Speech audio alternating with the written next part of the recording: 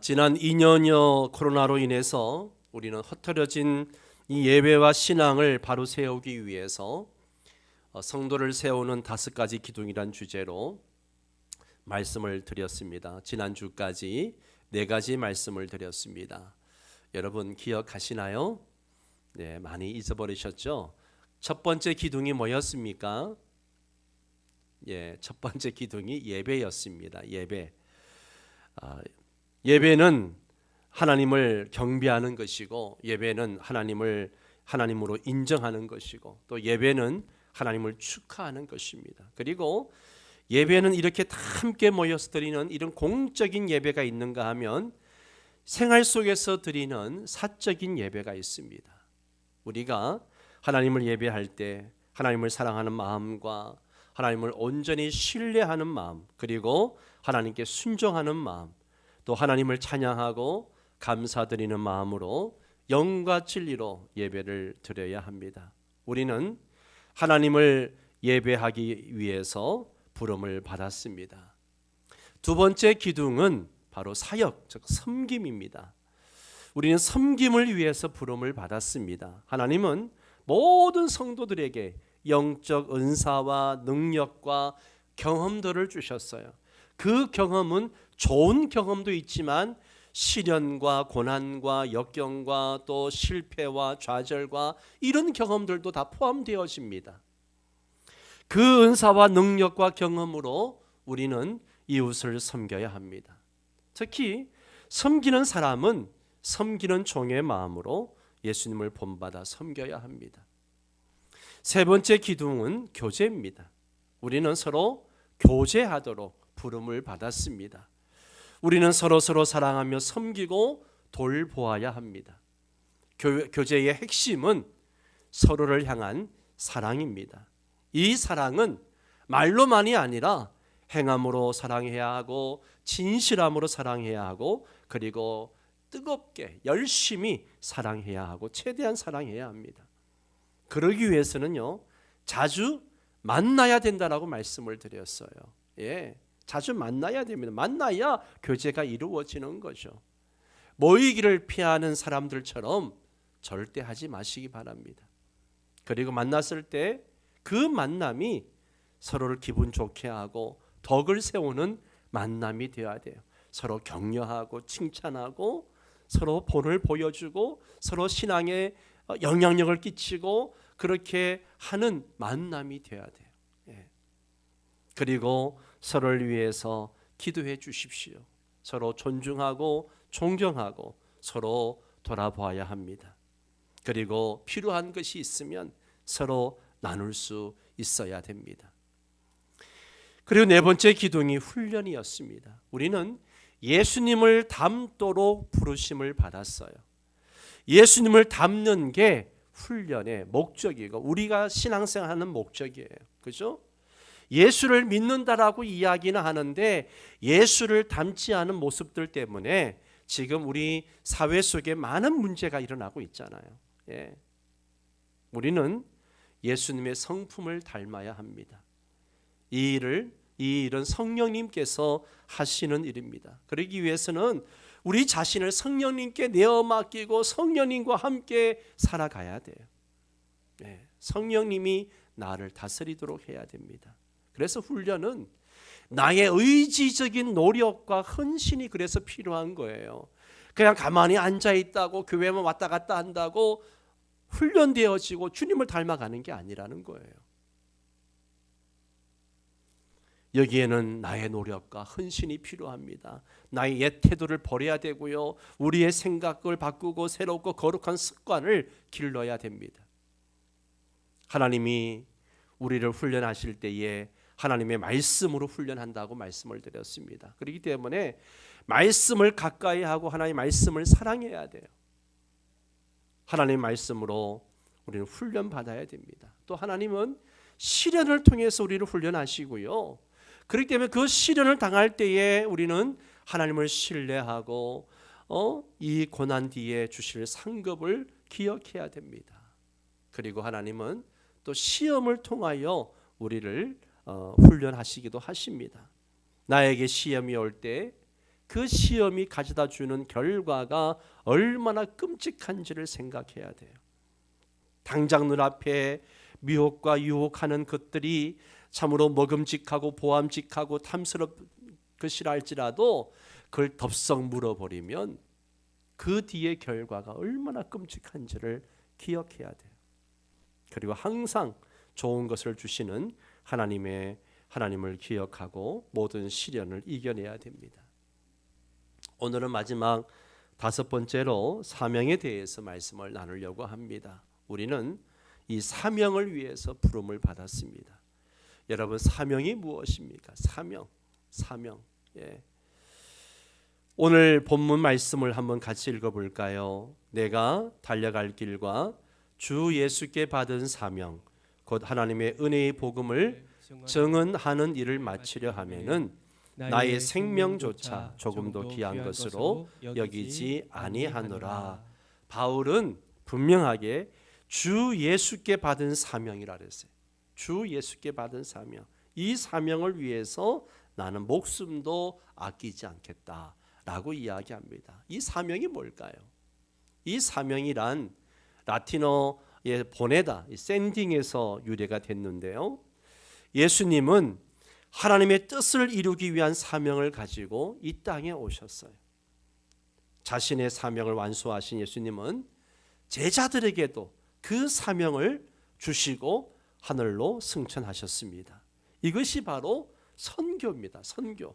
성경에는 사실 선교란 단어가 없습니다. 선교란 단어가 없지만 선교 개념은 아주 선명하게 나타납니다. 영어의 미션, 이 사명과 미션 선교와 또 미셔너리, 이 선교사, 이 모든 단어들은 라틴어 미투에서 유래된 말입니다. 그 의미는 보냄을 받다라고 하는 뜻을 가지고 있어요. 다 동일한 뜻을 가지고 있습니다. 무엇을 위해서 보냄을 받았는가? 그리스도인의 사명은 예수 그리스도를 대표해서 이 땅에 보내지는 것을 말하는 거예요. 우리가 예수 믿는 것은 예수 그리스도의 이름으로 보내지는 거예요. 여러분의 가정으로, 여러분의 일터로, 직장으로 보내짐을 받는 겁니다. 우린 거기서 사명을 감당해야 돼요. 하나님 아버지께서 예수님을 보내신 이유는 생명을 구원하기 위함이었습니다. 예수님도 같은 목적으로 저와 여러분을 보내십니다. 그래서 칼 힐튼이라는 신학자는 인생에서 가장 행복한 날은 자신에게 주어진 사명을 발견하는 날이다 그랬습니다. 세상에서도 사명을 발견하는 사람은 행복한 사람이죠. 행복한 사람이에요. 예. 특히 소방관이나 경찰관이나 또 교사, 군인, 의사 등등 이 전문 직업을 가진 사람들이 자신의 사명을 발견하고 그 사명의 완수를 위해 모든 것을 바치는 그런 사람들을 많이 봅니다. 2001년 9월 11일 날 뉴욕의 쌍둥이 빌딩을 무너뜨렸던 사람들은 오사마 빈 라덴에게 사명을 받고 목숨을 버리면서 그 사명을 수행했습니다. 주님이 우리에게 주시는 사명은 누구를 해하거나 죽이는 게 아니잖아요. 누군가를 살리고 영생을 주는 것입니다. 성도는 주님이 주신 바른 사명을 가지고 그 사명을 위해 최선을 다해야 합니다. 우린 보냄을 받은 사람이에요. 이게 사명이고요. 두 번째는 우리의 사명은 이 땅에 믿지 않는 사람들을 향한 섬김이라고 하는 거죠. 그 섬김은 바로 사람들에게 하나님을 알리는 거예요. 사람들이 하나님을 알리는 것입니다. 그리고 이 사명은 나의 선택이 아니고 필수입니다. 필수예요. 예. 사명은 성도가 하고 싶은 사람은 선택하고 하기 싫은 사람은 선택하지 않는 게 아니에요. 주님이 모든 성도를 향하여 주신 것이 사명이에요. 예. 주신 사명을 위해 각자의 역할을 수행함으로 그 사명을 완수하는 것이 성도의 마땅한 삶인 것이죠. 그리고 사명은 지상 명령을 수행하는 거죠. 예. 세 번째 사명은 이 땅에서 하나님의 영광을 위해 사는 성도의 삶의 본질입니다. 우리 삶의 본질이에요. 우리는, 저와 여러분은 하나님의 영광을 위하여 지음받은 존재입니다. 아멘입니까? 우린 그 영광을 위해 살아야 돼요. 그게 사명이죠. 하나님의 영광을 위해 사는 사명이 무엇입니까? 바로 예수님의 지상 명령이에요. 우리 마태복음 28장 19절 20절을 한번 같이 읽습니다. 그러므로 너희는 가서 모든 민족을 제자로 삼아 아버지와 아들과 성령의 이름으로 세례를 베풀고 내가 너희에게 분부한 모든 것을 가르쳐 지키게 하라. 볼지어다 내가 세상 끝날까지 너희와 항상 함께 있으리라 하시니라. 아멘. 여러분, 이 말씀은 이렇게 할래? 제안이 아니고요. 뭐예요? 명령입니다. 명령. 예. 뭐 목사나 선교사와 같은 특정한 사람에게만 주어진 것이 아니라 예수 믿는 모든 사람에게 주어진 거예요. 그러면 그 지상 명령이 구체적으로 뭐냐? 첫째는 제자를 삼는 거예요. 제자를 삼는 거예요. 예수님의 명령은 제자를 삼으라고 하는 것인데 세 가지 과정이 있습니다. 첫째는 보세요. 가서 복음을 전해야 돼요. 복음을 전하고 그 다음에 뭐예요? 세례를 주고 믿음을 고백하게 해야 됩니다. 그리고 뭐예요? 그리스도의 명령을 지키도록 가르쳐야 돼요. 이게 제자 삼는 과정이에요.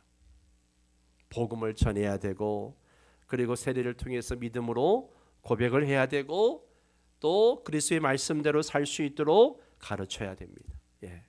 제자 삼는 거, 이게 사명이에요.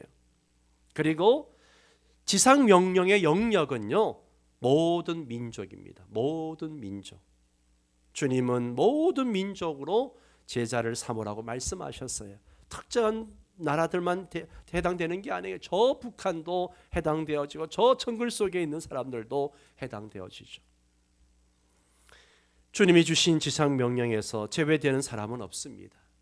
A 고도는 모든 세상 사람을 그리스도에게로 데리고 나올 수 없다면 세상 사람들이 찾아가서 그리스도를 전하자. 이것이 우리의 사명이다 그랬습니다. 가서 복음을 전할 수 없으면 그 사람들을 데려와서라도 복음을 전해야죠. 예.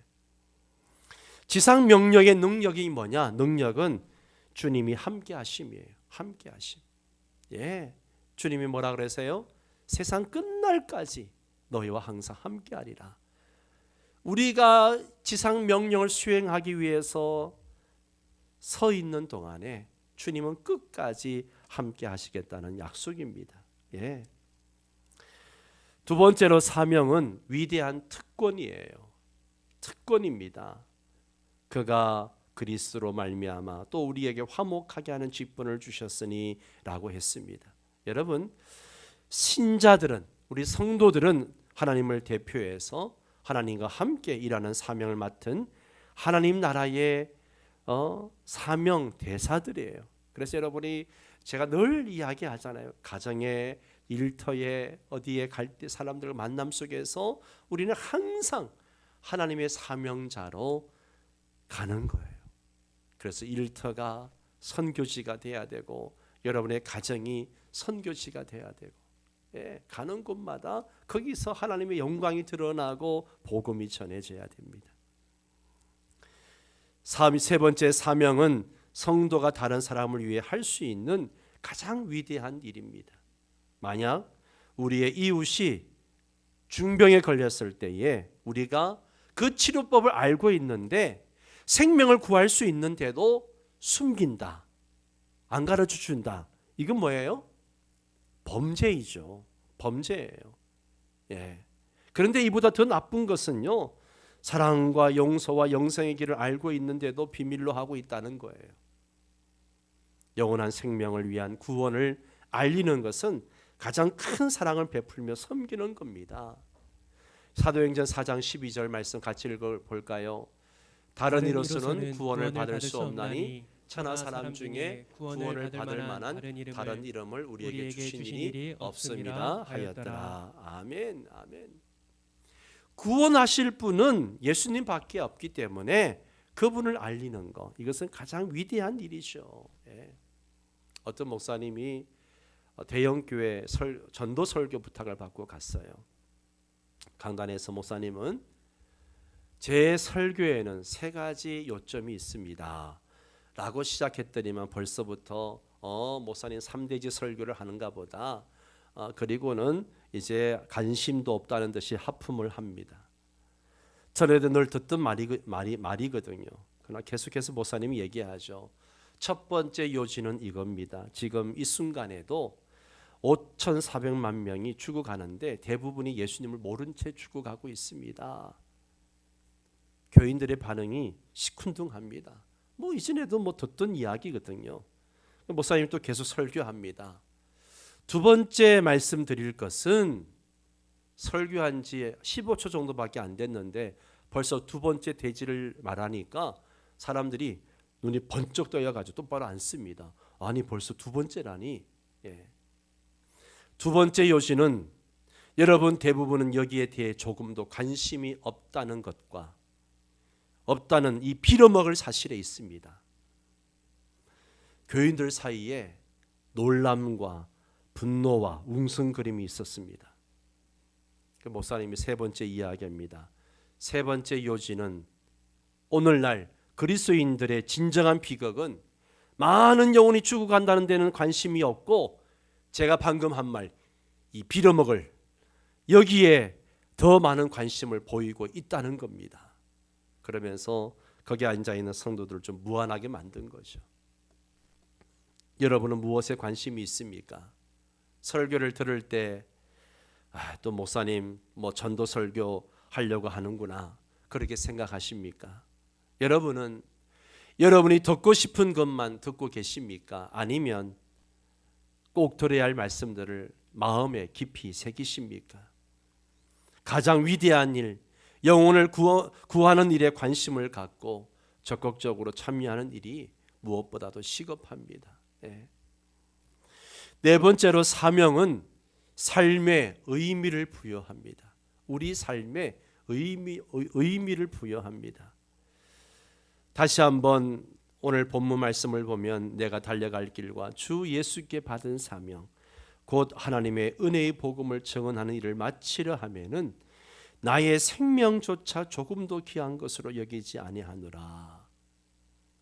가끔 뉴스를 보면 평생 김밥을 팔아가지고 모은 돈을 장학금으로 내놓는 할머니의 선행이 나옵니다. 또 폐휴지를 모아서 장학금으로 내놓은 이야기도 있습니다.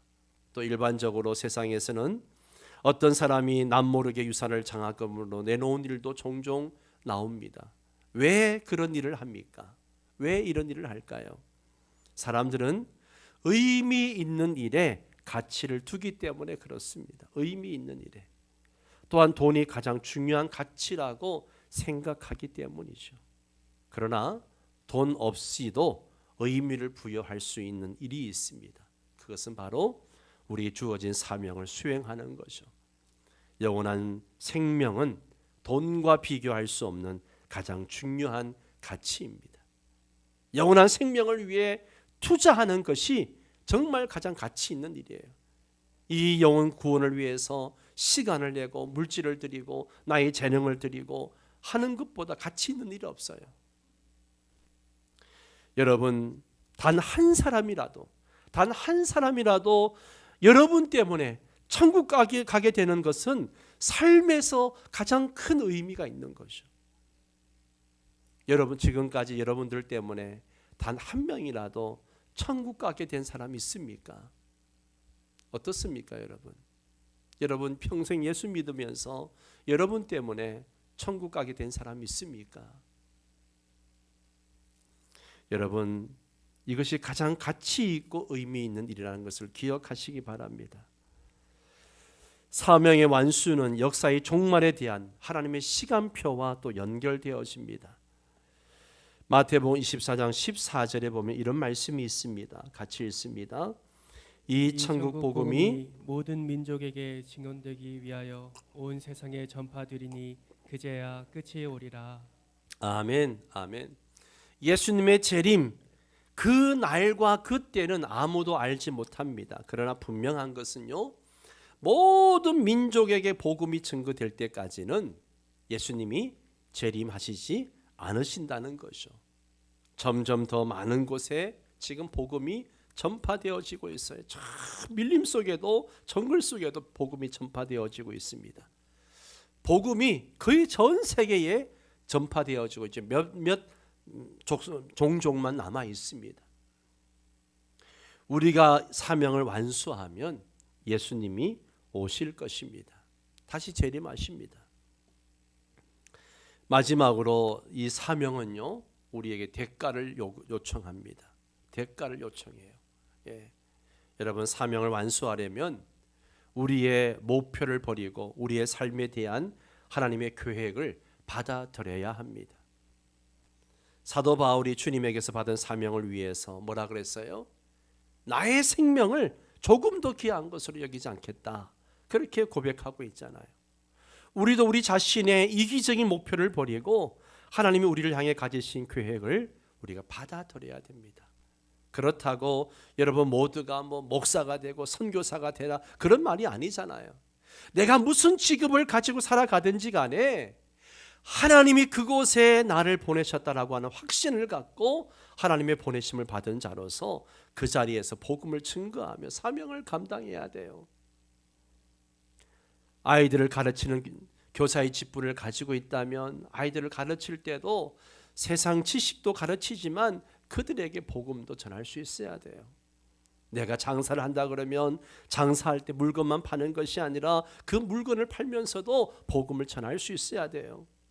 여러분의 직장에서 일하는 목적, 사업을 하는 목적, 사람을 만나는 목적, 공부를 하는 목적, 기술을 배우는 목적, 내가 자녀들을 양육하는 목적 등등 이 모든 일이 복음을 증거하는 하나의 수단이 되어야 한다는 것이죠.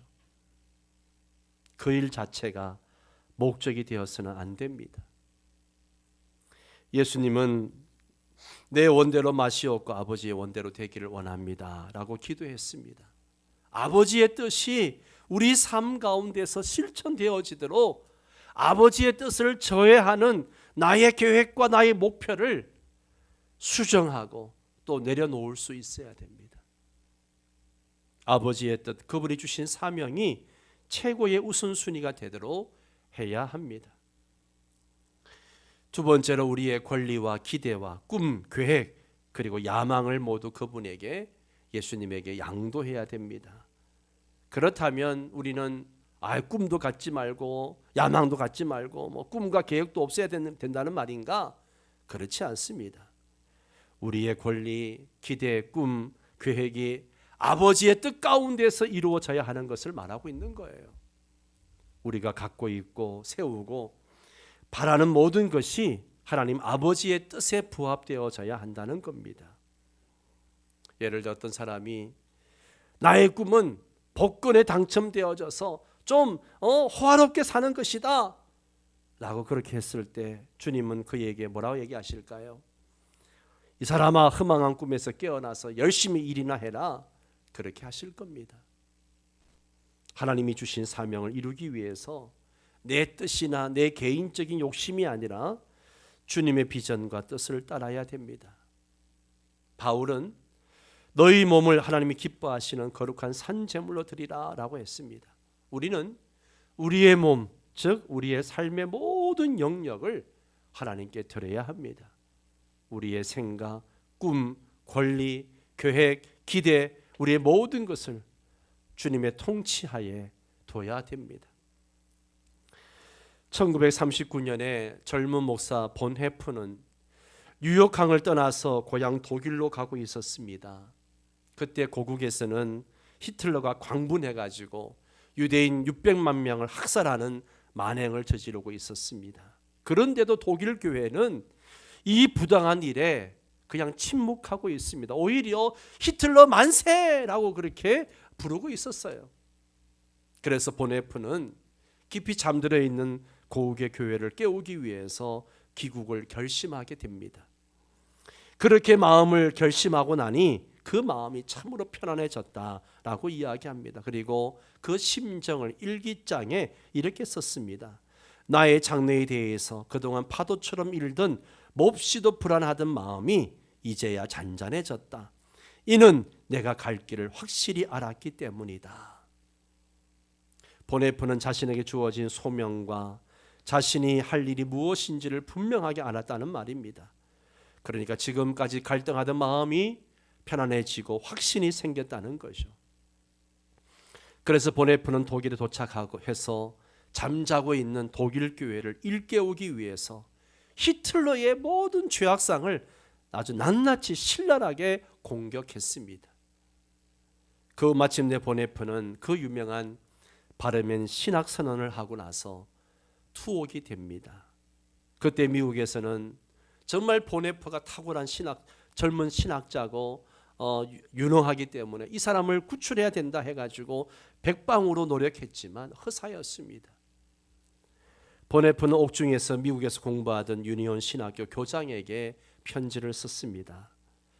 나는 내가 독일에 돌아온 것을 조금도 후회하지 않고 힘차게 일하고 있습니다. 그리고 내가 여기서 해야 할 일이 무엇인지 분명히 알고 있습니다. 옥중에서 죽음을 기다리고 있으면서도 자신이 할 일에 대한 일에서 확신을 가지고 있다고 이 젊은 목사는 말하고 있는 거죠. 그리고 그는 39살의 나이로 교수형에 처하고 맙니다. 젊은 나이에 형장의 이슬로 사라졌지만 그는 누구보다도 행복하게 일한 용기 있고 아주 성공한 그런 목사였습니다. 왜냐하면 그는 자신이 걸어갈 방향이나 목표 그리고 사명을 너무나 잘 알고 있었기 때문입니다. 이것이 사명자의 삶입니다. 디모데후서 4장 7절 말씀 함께 읽습니다. 나는 선한 싸움을 싸우고 나의 달려갈 길을 마치고 믿음을 지켰으니 이제 후로는 나를 위하여 의의 면류관이 예비되었으므로 주 곧 의로우신 재판장이 그날에 내게 주실 것이며 내게만 아니라 주의 나타나심을 사모하는 모든 자에게 도니라. 아멘. 아멘.